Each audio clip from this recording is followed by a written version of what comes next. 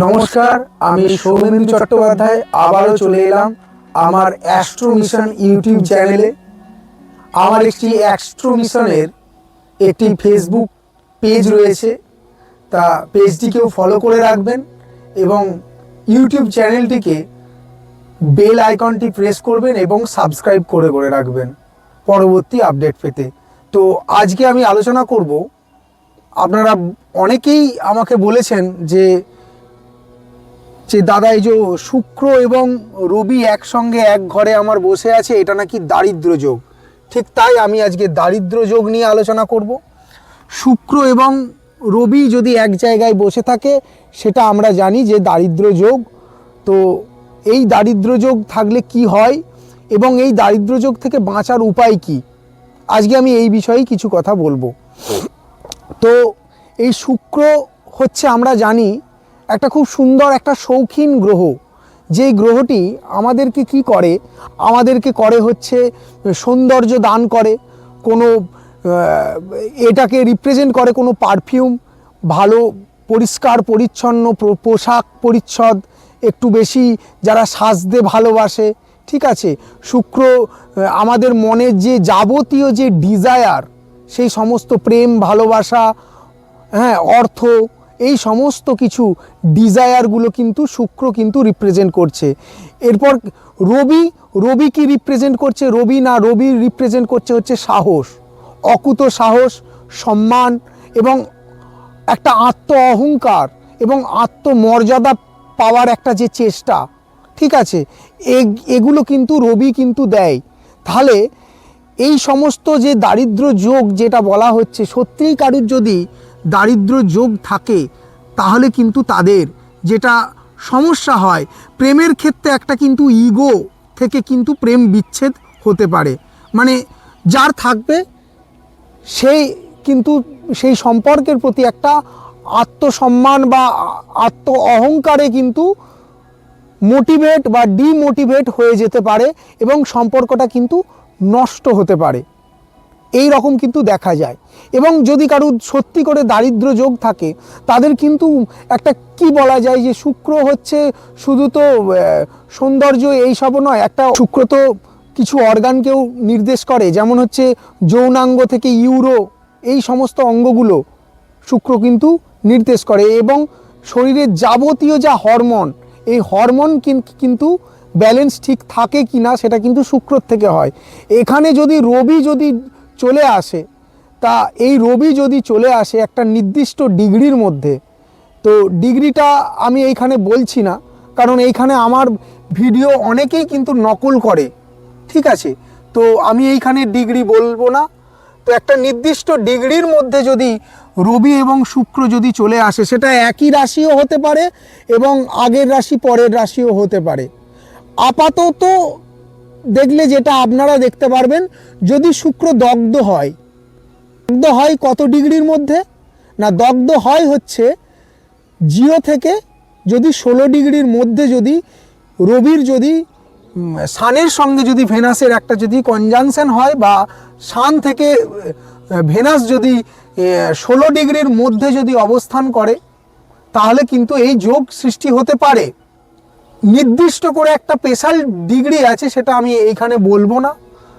তো এই দগ্ধ শুক্র হলে কি হয়, এই সমস্ত যে যৌনাঙ্গ এবং ইউরো যে অঙ্গ প্রত্যঙ্গগুলো, এই অঙ্গ প্রত্যঙ্গে কিডনি, বিভিন্ন প্রকারের হরমোনাল যে ডিসব্যালেন্স হয়ে যাওয়া, থাইরয়েড, হ্যাঁ, ইনসুলিন, এই সমস্ত যে ব্যাপারগুলো থাকে, হ্যাঁ, তো আরও আমাদের শরীরে হরমোন থাকে, এই হরমোনগুলো কিন্তু আমাদের ডিসব্যালেন্স হয়ে যায়, এই সমস্ত কিন্তু প্রবলেম দেখা দিতে পারে। এরপর চলে আসি যে এই দারিদ্র যোগ একজন বিখ্যাত ব্যক্তি আমাদের ভারতবর্ষের রয়েছে, তার কিন্তু আছে। মানে আপনারা যে দারিদ্র যোগটা জানেন আর কি, মানে এক জায়গায় রবি শুক্র, এই যোগটা কিন্তু আছে তার, সেটা হচ্ছে মুকেশ আম্বানি। মুকেশ আম্বানিকে আমরা জানি তিনি মোটেই দরিদ্র নন, তিনি প্রায় একটা গোটা দেশকে চালানোর মতন তার কাছে অর্থ আছে। তাহলে দারিদ্র যোগ কীরকমভাবে ফল দেয় আপনারাই বুঝুন। তো এখানে হচ্ছে রবিও রয়েছে, রবি রয়েছে ধরুন 5 ডিগ্রিতে, আর ভেনাস রয়েছে ধরুন 24 ডিগ্রিতে। তাহলে এখানে কি দারিদ্র্য যোগ হচ্ছে? কখনোই না, কখনোই এখানে দারিদ্র্য যোগ তো হবেই না, বরঞ্চ এই যে যোগটা হবে এটা একটা রাজযোগের মতন ফল দেবে, কারণ অনেকটা ডিস্টেন্সে একে অপরে রয়েছে। এখানে কিন্তু ভেনাস তাকে অতিরিক্ত বড়লোক করবে এবং প্রচুর অর্থ দেবে, এবং সবথেকে বড় কথা এইখানে যে যোগটি ঘটছে এইখানে কি হবে যে ভেনাসের যে অর্থ উপার্জনের যে চাহিদা মনেতে, এই চাহিদাটা কাজ করবে। ঠিক মুকেশ আম্বানির কিন্তু এই রকমই দারিদ্র যোগ কিন্তু রয়েছে, যে অর্থ উপার্জন করার যে চাহিদা, এই চাহিদাটা কিন্তু আপনার মনের ভেতরে কিন্তু জাগাবে এবং আপনাকে কিন্তু সেই লক্ষ্যের পথে কিন্তু যদি আপনি পৌঁছে যান, আপনি কিন্তু মানে কোটিপতি, লাখপতি এগুলো তো দূরের কথা, আরবপতিও হয়ে যাবেন এই দারিদ্র যোগের দ্বারাই। তো এখন আমি কিছুটা ডিটেলসে আপনাদেরকে বলবো কোথায় কোথায় দারিদ্র যোগ হতে পারে, কোন কোন রাশিতে যদি ঘটে। যদি আপনি দেখেন যে মেষ রাশিতে আপনার ঘটছে, এবং মেষ রাশিতে যদি রবি যদি খুব বলবান অবস্থাতে থাকে, তাহলে কিন্তু এইখানে যদি শুক্র যদি মোটামুটি একটা ডিগ্রির মধ্যে চলে আসে, যেখান থেকে দগ্ধ হয় 16 ডিগ্রির মধ্যে যদি চলে আসে, দারিদ্র যোগ কিন্তু ঘটতে পারে।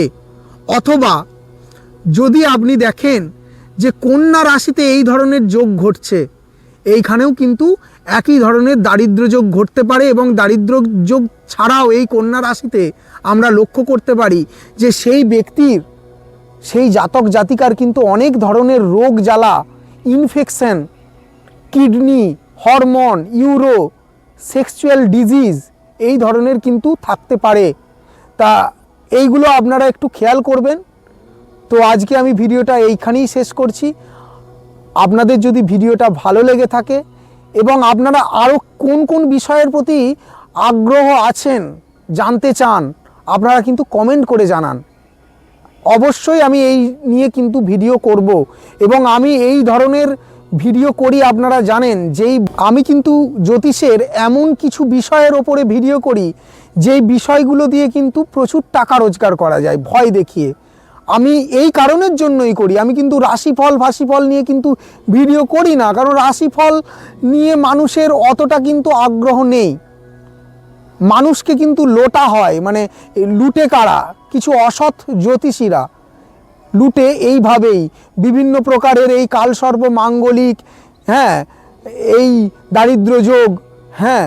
তো এই বিষয়গুলো নিয়ে আমি এই কারণের জন্যই করি যে যাতে এইগুলো সম্বন্ধে আপনাদেরকে কিছুটা ধ্যান ধারণা দেয়া যায় এবং আপনাদের ভয় কিছুটা যাতে কাটাতে পারি। নমস্কার, ভিডিওটি আমি এখানেই শেষ করছি।